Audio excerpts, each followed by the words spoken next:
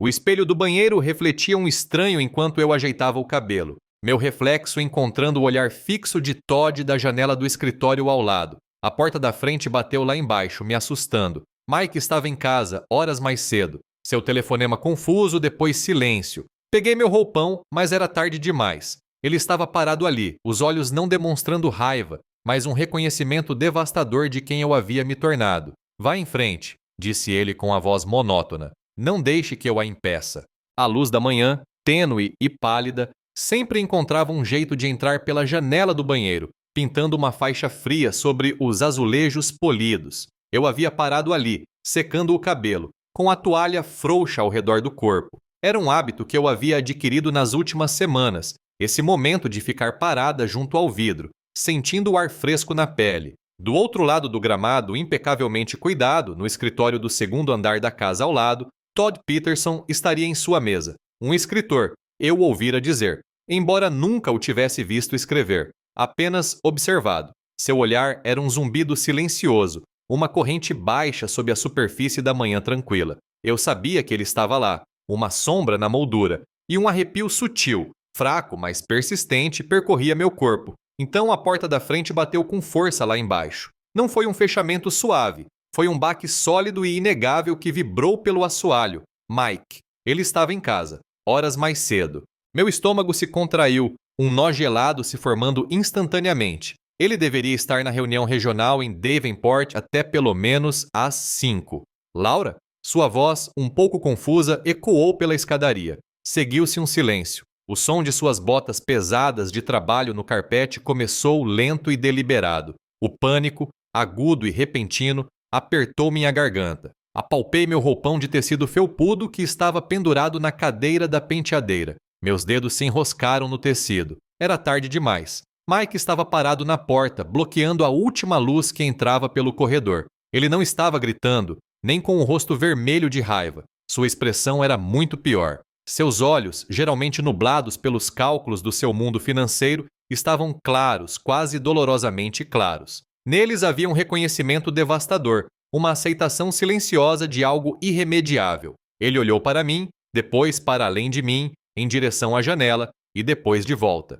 Ele simplesmente viu quem eu havia me tornado, exposto. Nosso casamento havia sido construído sobre uma base de confiabilidade tranquila. 8 anos. Mike, um analista financeiro, havia prometido estabilidade e cumpriu. Uma casa no subúrbio, 2 carros, um ritmo previsível de fins de semana e feriados. Ele era um bom provedor, meticuloso com planilhas, sempre 2 passos à frente com a hipoteca. Mas a paixão, se é que algum dia existiu de verdade, há muito se dissipara no zumbido de fundo da rotina. As conversas frequentemente terminavam com ele rolando a tela do celular, o polegar um borrão contra a tela, a atenção em algum lugar completamente diferente. Eu havia tentado, à minha maneira discreta, mudar o rumo das coisas. Um novo corte de cabelo, mais curto, mais estiloso, naquela primavera. Cores mais vibrantes no meu guarda-roupa, abandonando os tons neutros que eu usava há anos. Mas Mike nunca parecia notar.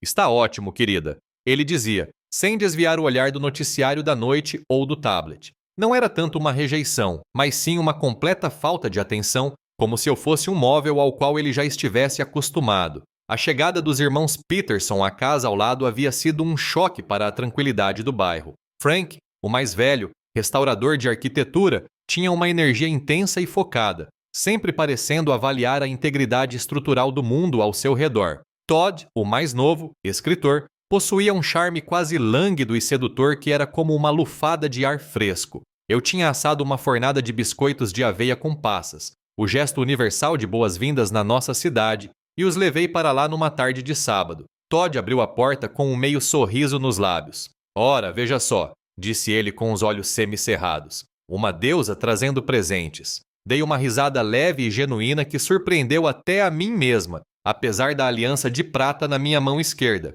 Frank, vindo da cozinha, foi mais direto. Você devia jantar conosco qualquer dia desses. Ofereceu. Assim que nos instalarmos. Uma leveza estranha e inesperada floresceu no meu peito. Uma nova energia. Tudo começou de forma sutil. Passei a cronometrar minhas corridas matinais para coincidir com a saída de Frank para o trabalho. Um rápido Bom dia, vizinho, trocado através da grama orvalhada. Enquanto isso, Todd cultivou seu próprio ritual silencioso. Da janela do escritório dele, eu o observava. Um olhar, um lento levantar da caneca de café num brinde silencioso. Era um reconhecimento tácito, um fio tenso que ligava nossas casas. Algumas noites depois, mencionei os Petersons para o Mike casualmente durante um jantar com frango assado e legumes assados. Eles parecem simpáticos, eu disse. O Frank até sugeriu o jantar. Mike estava absorto em uma pilha de documentos financeiros espalhados pela mesa da cozinha, com a testa franzida. Resmungou, sem levantar os olhos. Ah, que bom. Só diga a eles que estamos ocupados. Sua indiferença foi como uma pedra fria se instalando no meu estômago. Algo se endureceu dentro de mim. Talvez eu vá sozinha. Ouvi-me dizer, as palavras mais ásperas do que pretendia, já que você está tão ocupado. Ele finalmente ergueu o olhar, com uma expressão vazia. Deu de ombros num gesto pequeno e desdenhoso. Você é adulta, Laura. Não precisa da minha permissão. Segurei meu celular na mão, a tela brilhando fracamente na penumbra da sala. A mensagem para Frank era curta, apenas uma confirmação. O Mike está ocupado. Vou sozinha, se ainda estiver tudo bem. Apertei enviar com um leve tremor nos dedos. A resposta veio quase instantaneamente, uma velocidade que me surpreendeu.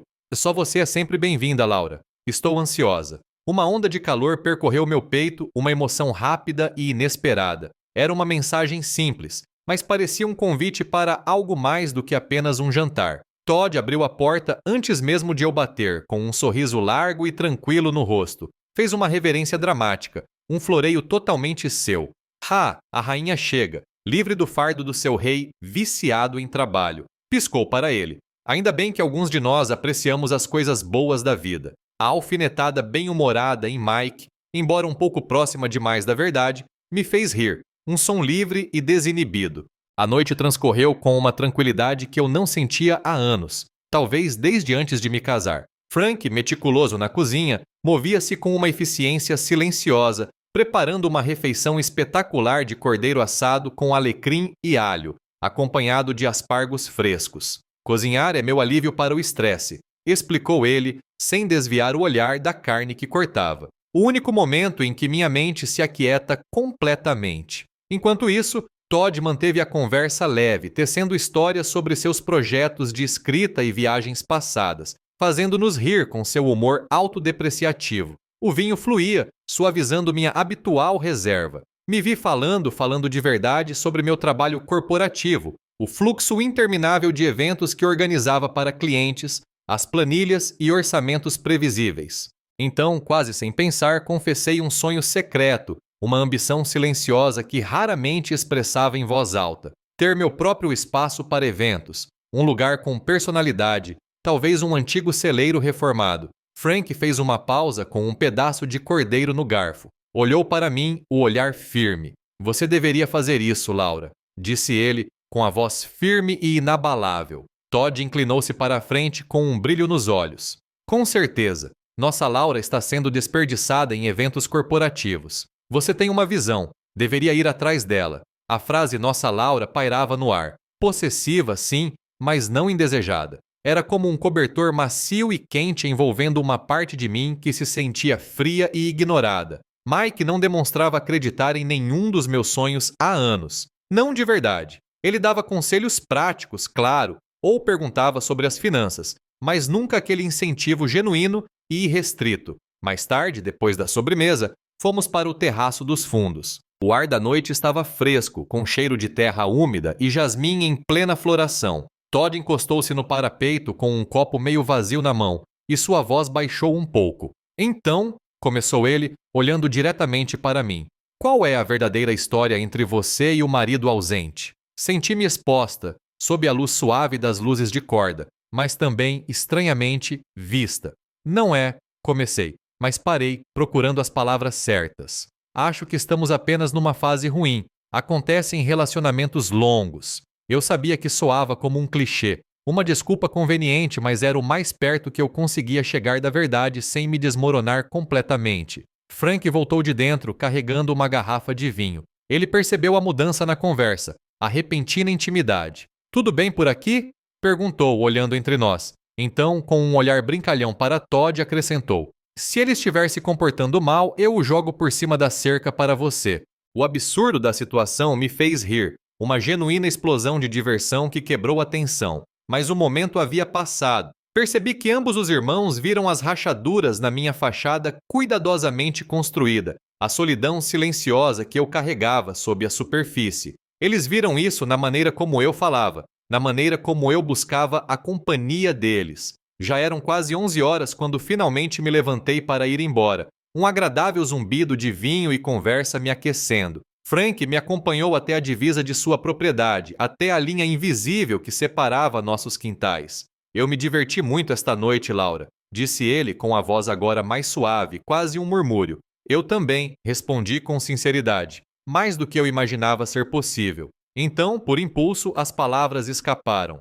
Sabe, você cozinha muito bem. Talvez você pudesse me ensinar algum dia? Um leve sorriso surgiu em seus lábios. Lembro-me de você ter mencionado que queria aprimorar suas habilidades. Quando quiser. Ele se lembrou daquele pequeno comentário casual de semanas atrás, um detalhe que Mike teria esquecido no instante em que saiu da minha boca. De volta à minha casa silenciosa e escura, o ar parecia frio depois do calor da casa dos Petersons. Percorri os cômodos familiares. O único som era o zumbido suave da geladeira. Parei na porta do quarto, olhando para Mike, uma silhueta escura sob o edredom, sua respiração calma e profunda. A primeira constatação consciente, clara e nítida me envolveu como um sudário. Eu estava me apaixonando por outro homem.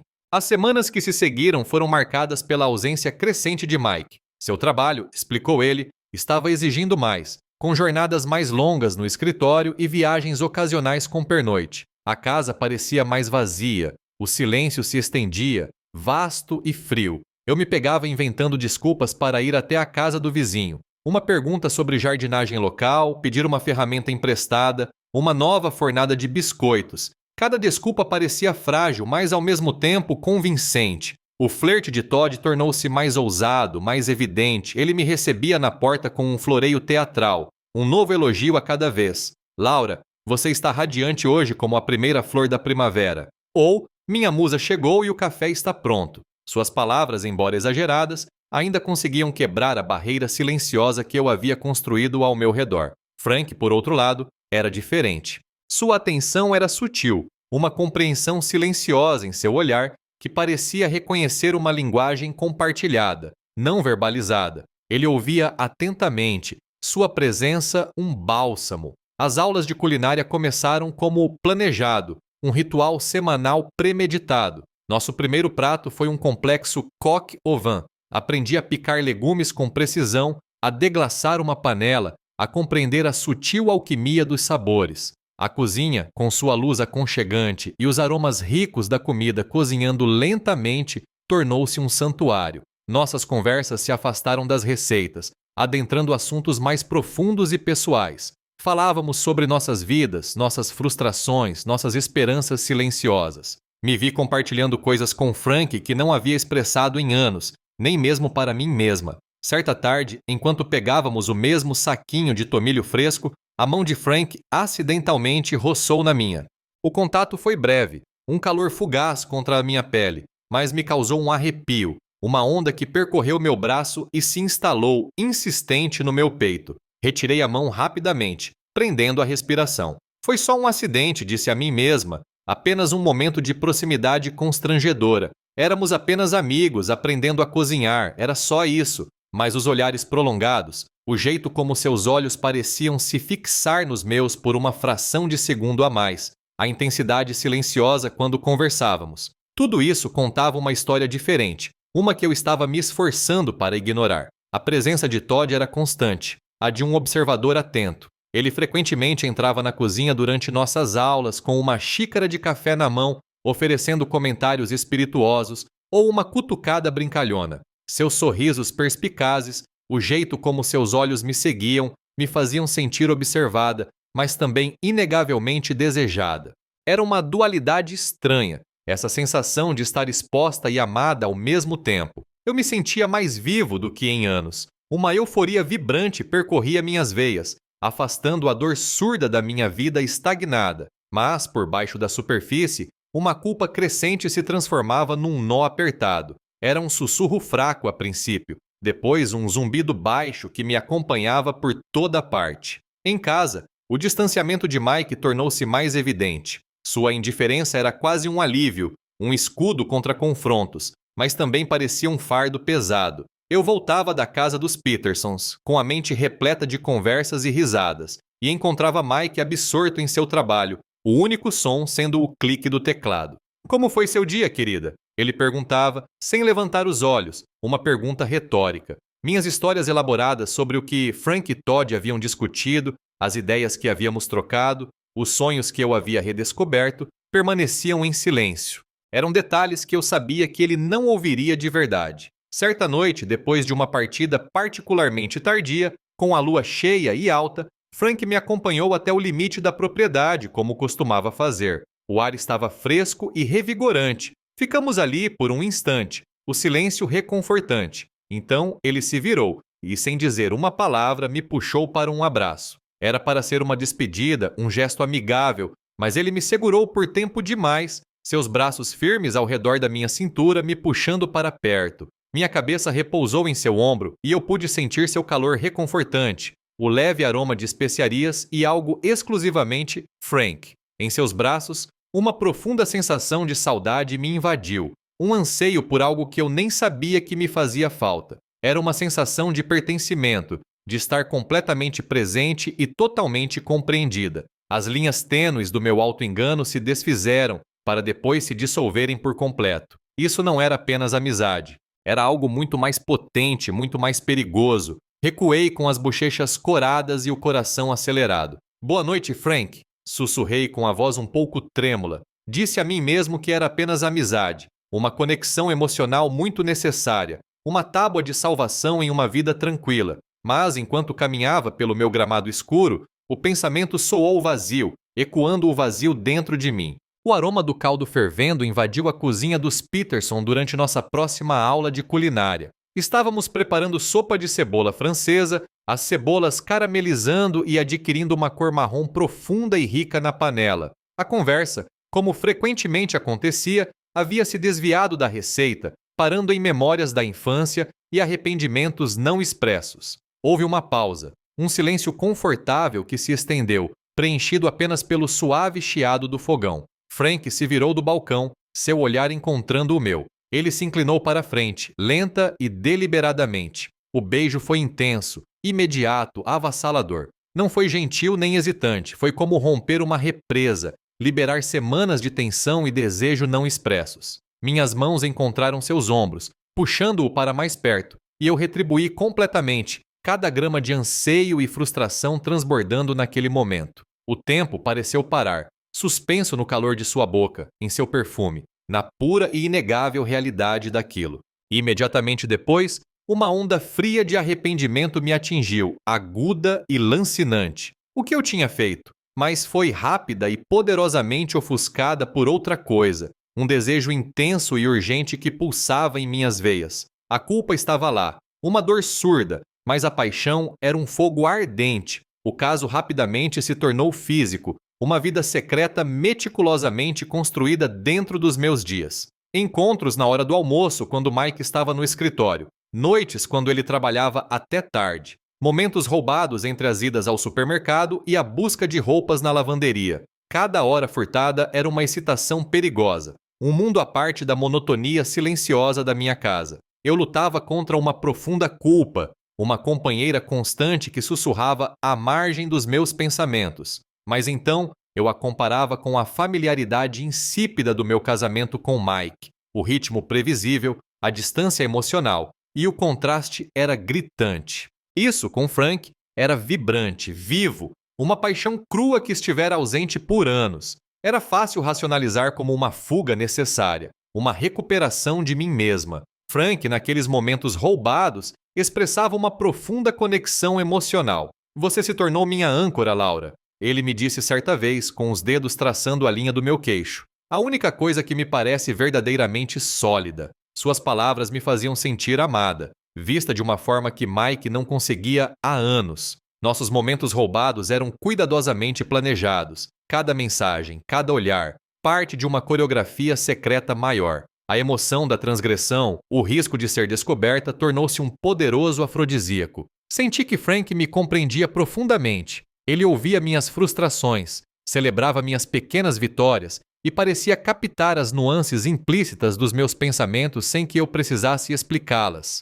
Era um contraste gritante com os acenos educados, porém distantes de Mike, cuja atenção estava sempre fragmentada pelo trabalho. A crescente consciência de Todd sobre o nosso caso estava se tornando cada vez mais evidente. Seus comentários sutis, o jeito como seus olhos me seguiam quando eu me afastava de Frank, os sorrisos cúmplices que ele me oferecia, tudo isso me deixava cada vez mais desconfortável. Era como se eu estivesse vivendo sob um microscópio executando uma dança perigosa, com Todd como a plateia silenciosa e observadora. Sua cumplicidade, embora não declarada, era um fardo pesado. Enquanto isso, Mike permanecia alheio. Absorto em seu trabalho, seu mundo parecia se reduzir aos limites de seu escritório e seus relatórios financeiros. Essa inconsciência alimentava tanto minha frustração, porque ele não conseguia ver o que estava acontecendo conosco, quanto minha culpa latente. Sua cegueira parecia tanto uma bênção quanto uma maldição.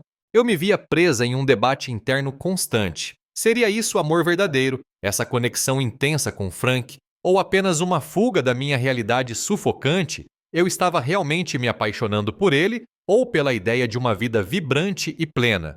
Frank, profundamente envolvido, começou a insistir para que ela quisesse mais. Eu deixaria tudo por você, Laura, disse ele numa tarde tranquila com voz sincera. Poderíamos recomeçar, só nós dois. As palavras pairaram no ar carregadas de uma pressão silenciosa. A ideia de destruir minha vida e a de Mike de estilhaçar a estabilidade cuidadosamente construída de nossa existência me encheu de um pavor gélido. Uma coisa era escapar para um mundo secreto. Outra, bem diferente, era explodir o mundo em que eu já vivia. Comecei a perceber o quão profundamente envolvida eu estava, não apenas com Frank, mas também com a cumplicidade silenciosa e consciente de Todd. Ele era uma lembrança constante, uma testemunha indesejada. O caso, que antes era uma fuga emocionante, começou a parecer uma armadilha. A emoção inicial foi sendo substituída, lenta e sutilmente, por uma crescente ansiedade, um medo constante de ser descoberto que apertava o cerco a cada dia que passava. Numa terça-feira à noite, Mike me surpreendeu. Ele ergueu os olhos dos seus documentos financeiros, não com o olhar distante de sempre, mas com um sorriso hesitante. Laura, disse ele, estava pensando, que tal uma escapadinha de fim de semana? Só nós dois, talvez até o Lago de Genebra. Uma verdadeira oportunidade para nos reconectarmos. Uma fagulha de esperança acendeu-se dentro de mim, frágil e inesperada. Minha antiga vida, aquela antes dos Petersons, parecia me chamar, uma lembrança distante de simplicidade e segurança. Por um instante, o caso, Frank, Todd, todos recuaram, substituídos pelo fantasma do que Mike e eu tínhamos. Fiquei ali, à beira da honestidade, as palavras da confissão se formando em minha língua. O medo de destruir tudo, combinado com o hábito profundamente enraizado do silêncio, as impedia. Hesitei, depois engoli em seco. A chance, por menor que fosse, de consertar as coisas, de recuperar um mínimo de normalidade, era tentadora. Mas a atração por Frank, a intensidade crua da nossa conexão, era forte demais. Racionalizei a situação, dizendo a mim mesma que os anos de negligência de Mike, sua ausência emocional, tinham me levado até ali. Ele havia criado o vazio, e outra pessoa simplesmente o preenchera. Decidi continuar o caso. A escapadela para o Lago de Genebra foi envolta num silêncio pesado e sufocante. Mike, alheio ao fardo que eu carregava, fez esforços genuínos. Segurou minha mão durante caminhadas pela margem, sugeriu restaurantes charmosos, ouviu com mais atenção quando eu falava. Cada gesto, cada pequena tentativa de reacender a chama apenas amplificava minha culpa e uma crescente aversão por mim mesma. Percebi que mantinha uma distância emocional, um muro entre nós. Meus pensamentos vagavam constantemente para Frank, para a lembrança de seu toque, a intensidade de seu olhar. A paisagem pitoresca, o lago calmo, tudo parecia abafado, irreal.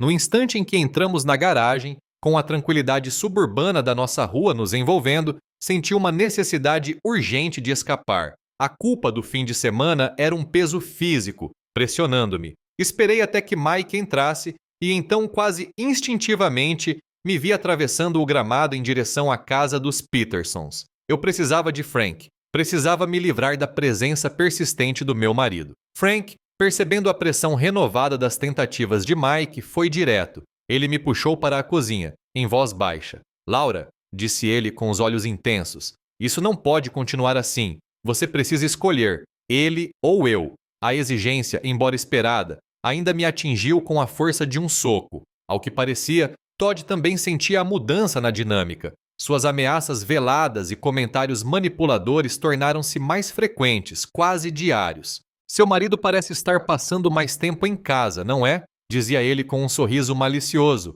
Ou, não queremos que ninguém interprete mal nossos jantares em família, não é? Eu me sentia encurralada, espremida entre os dois irmãos, Frank exigindo uma decisão, Todd à espreita, observando, um juiz silencioso. A libertação inicial que eu sentira, a liberdade estimulante do caso, havia evaporado completamente. Foi substituída por uma sensação constante de pavor. Eu me sentia presa, sufocada pelo peso do meu próprio engano. Minha ansiedade e paranoia dispararam. Eu me preocupava constantemente em ser descoberta, checando meu celular em busca de mensagens, olhando por cima do ombro quando saía de casa. Cada som inesperado, cada carro desconhecido na rua me causava um choque de medo. O caso, outrora uma fuga emocionante, tornara-se uma fonte de imenso estresse. A alegria, a paixão, dissolveram-se num amargo coquetel de medo e decadência moral. Numa tarde tranquila, sentada sozinha na minha sala de estar, com a luz do sol a incidir obliquamente sobre as partículas de poeira que dançavam no ar, um breve momento de lucidez rompeu a minha negação. Vi tudo cru e feio, as mentiras cuidadosamente construídas, o desmoronamento da minha vida, as pessoas inocentes que eu estava magoando. O que eu fiz? Sussurrei para mim mesma, as palavras quase inaudíveis. O peso do meu engano, o impacto total e esmagador das minhas escolhas, me oprimia, ameaçando me sufocar por completo. Este caminho tortuoso, antes tão atraente, agora era uma teia emaranhada que eu mesma havia criado. Continue lendo até o final para ver como as escolhas custosas da vida se desenrolam. As exigências de Todd por minha atenção haviam se tornado mais ousadas, menos veladas. Ele frequentemente aparecia na cozinha durante as aulas de culinária com Frank, demorando-se, fazendo comentários incisivos. Engraçado, dizia ele, encostando-se no balcão, os olhos fixos em mim. Como algumas pessoas não percebem o que está acontecendo bem debaixo do nariz delas. Mas eu não. Eu vejo as coisas. Seu olhar descia para minha mão que repousava perto da de Frank sobre o balcão, e então voltava para meus olhos. A casualidade em seu tom era um disfarce frágil para a frieza que se escondia por trás dele. Ele não era mais apenas um observador. Estava ativamente jogando um jogo perigoso, manipulando os limites do meu segredo. Eu sabia que não podia mais ignorar. Na próxima vez que Frank e eu ficamos sozinhos com o cheiro de molho de tomate fervendo no ar, toquei no assunto. Frank, comecei com a voz mais baixa que o normal. Precisamos conversar sobre o Todd.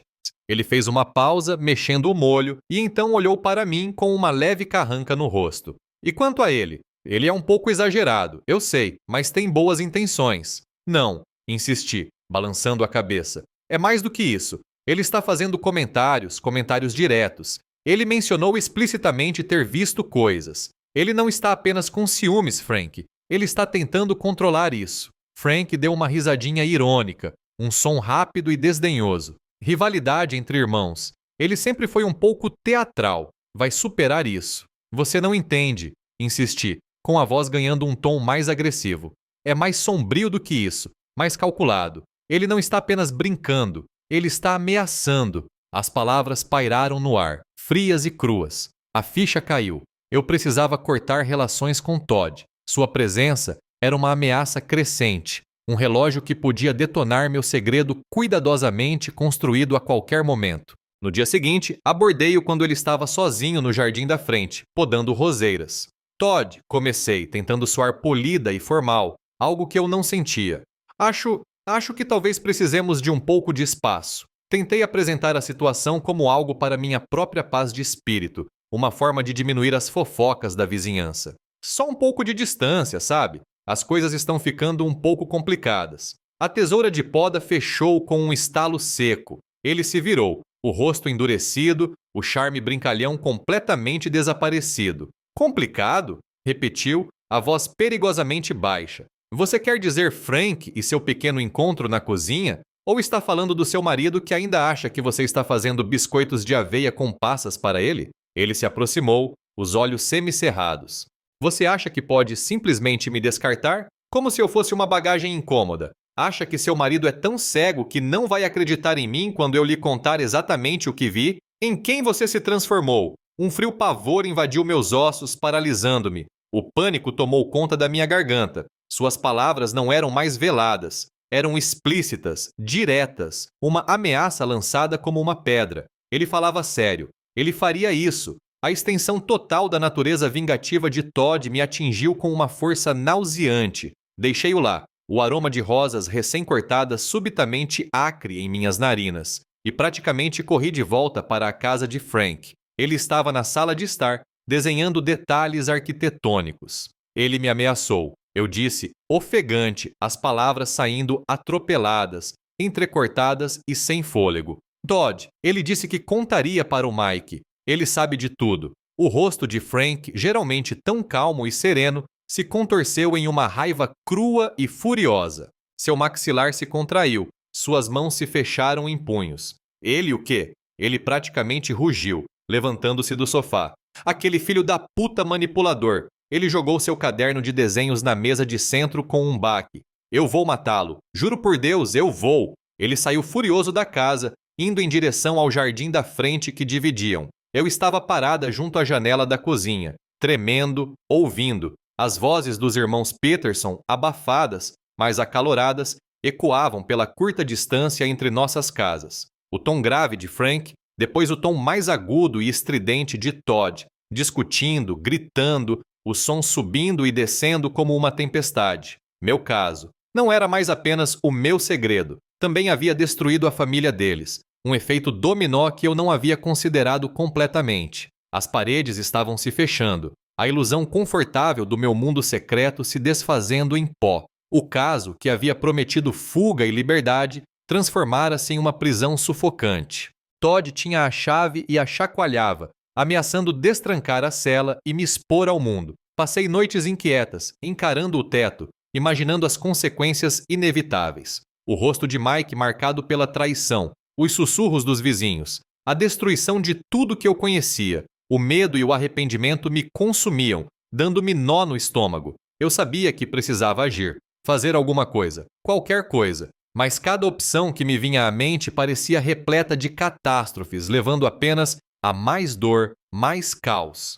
A discussão acalorada entre Frank e Todd havia se transformado em uma tensão latente que permeava a vizinhança. Estava claro que Todd não recuaria, e Frank estava sem saber o que fazer. O ar se tornou carregado de ameaças silenciosas, e eu sabia que não podia deixar que Todd contasse a Mike. Eu precisava preservar um mínimo de dignidade, um pouco de controle. A única maneira era contar a Mike eu mesmo. Passei horas, até dias, planejando meticulosamente como dar a notícia. Ensaiava as palavras na minha cabeça, organizando-as cuidadosamente, tentando encontrar um equilíbrio entre honestidade e delicadeza. Eu sabia que não havia jeito delicado, mas precisava tentar. Me preparei para a raiva dele, para a dor lancinante que eu sabia que infligiria, para as inevitáveis perguntas que viriam, perguntas para as quais eu não tinha respostas claras. Me preparei para o fim do meu casamento, uma amputação lenta e dolorosa. A história retorna àquela manhã.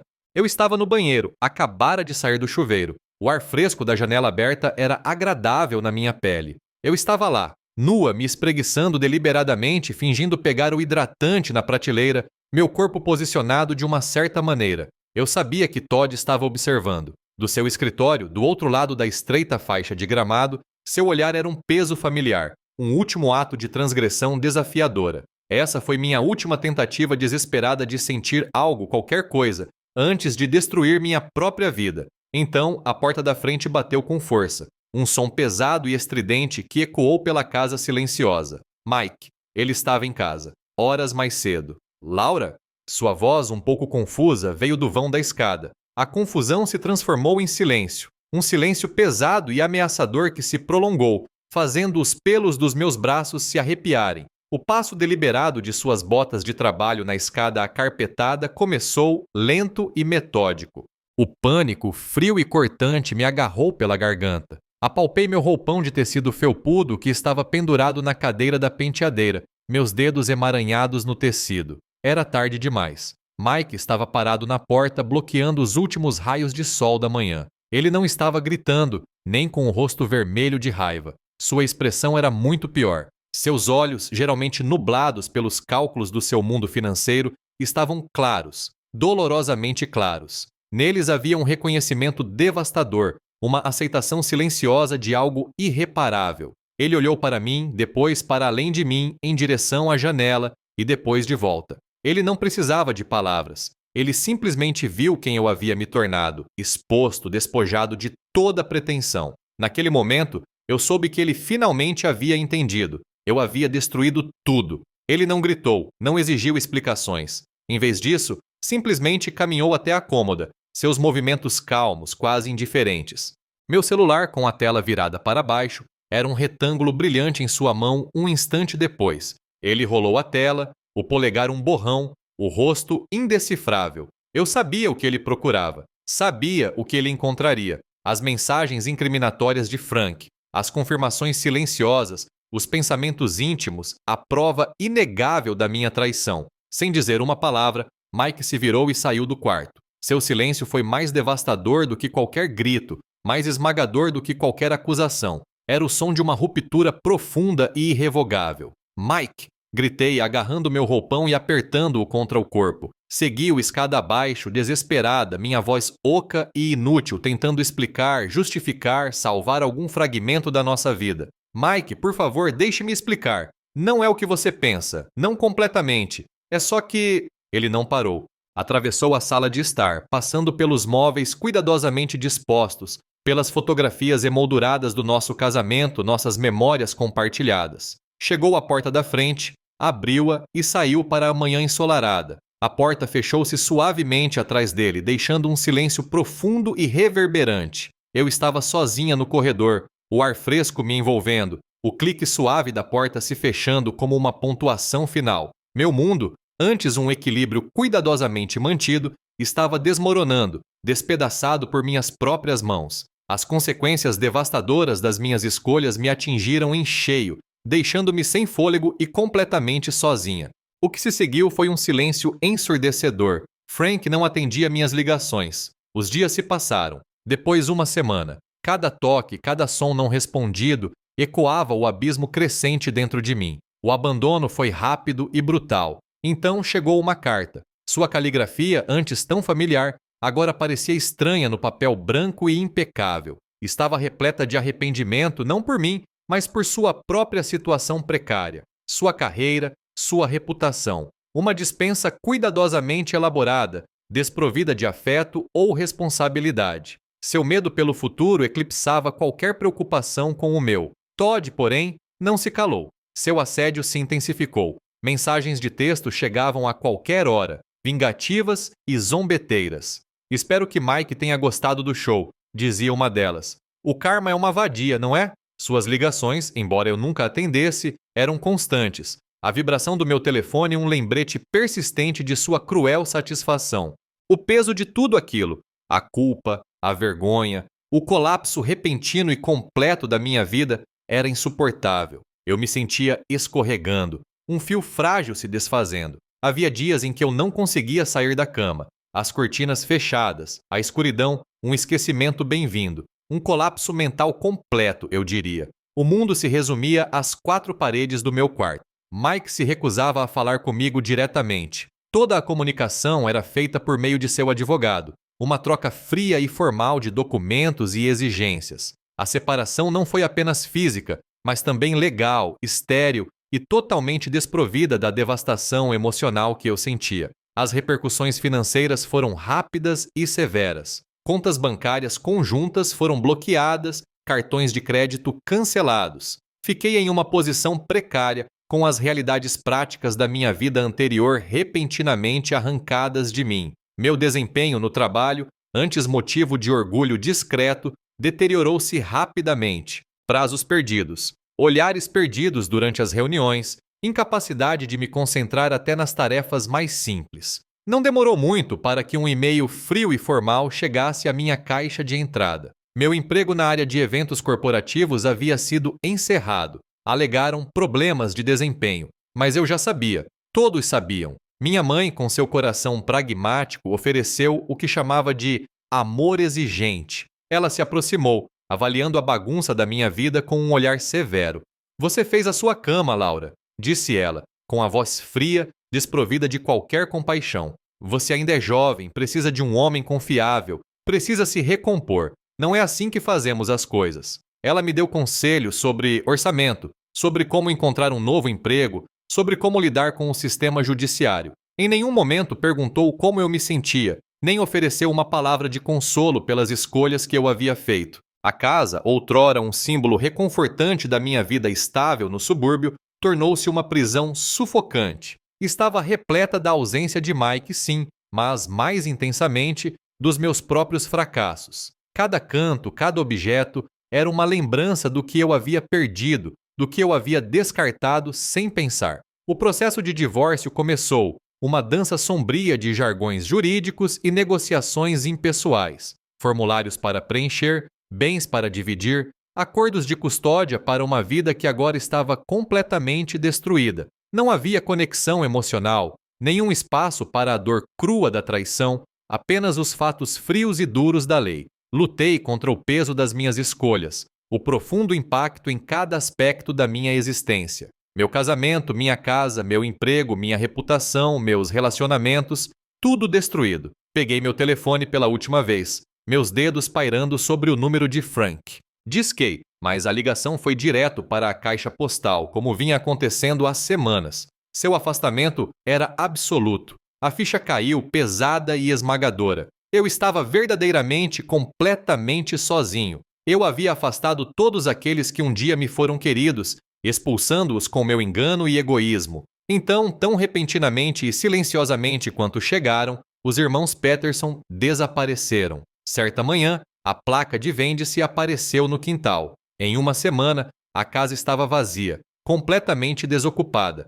sem nenhum vestígio deles. Apenas a casa tranquila e arrumada ao lado, vazia mais uma vez. Eles simplesmente sumiram, me deixando em meio aos destroços. Fiquei ali, vasculhando os pedaços do que um dia fora minha vida, uma figura solitária em uma paisagem que eu mesma havia criado. O divórcio foi finalizado num processo amargo e rápido que me deixou completamente devastada, legal e emocionalmente. Vendi a casa dos sonhos que Mike e eu tínhamos construído, abrindo mão não só de uma propriedade, mas de um futuro. Mudei-me para um apartamento pequeno e sem graça, um contraste gritante com a vida que eu conhecia, sinalizando um começo mais humilde e solitário. Encontrei um emprego menos glamouroso, trabalhando puramente para sobreviver, reconstruindo-me das cinzas. As cicatrizes emocionais persistiam, uma dor constante e surda, uma lembrança de cada escolha. Eu não culpava mais o Mike. A responsabilidade era inteiramente minha. Lições dolorosas haviam sido aprendidas sobre autoestima, o verdadeiro significado da conexão e a natureza fugaz e destrutiva das emoções ilícitas. A solidão era uma visitante frequente, especialmente durante as noites tranquilas. Não houve redenção grandiosa, nem um súbito lampejo de esperança. Em vez disso, uma aceitação silenciosa e sombria se instalou em mim, uma vida de penitência autoimposta. Carregava a persistente sensação de perda pelo que poderia ter sido, pela vida que descartei descuidadamente. Algumas traições, eu entendia agora, jamais poderiam ser desfeitas. Meu futuro era incerto, mas construído sobre uma honestidade arduamente conquistada. Observei a paisagem imutável do meio-oeste, um espelho da minha própria quietude interior. Estava sozinho, mas com uma compreensão mais clara, ainda que sombria, de mim mesmo e das consequências das minhas escolhas. O silêncio da casa vazia ao lado ecoava a quietude da minha própria vida. A placa de vende-se ficou ali por semanas, depois desapareceu. Os irmãos Mitchell, antes tão presentes, simplesmente sumiram, sem deixar endereço, sem rastro. Apenas mais uma casa vazia em uma longa fila delas. O divórcio, quando finalmente chegou,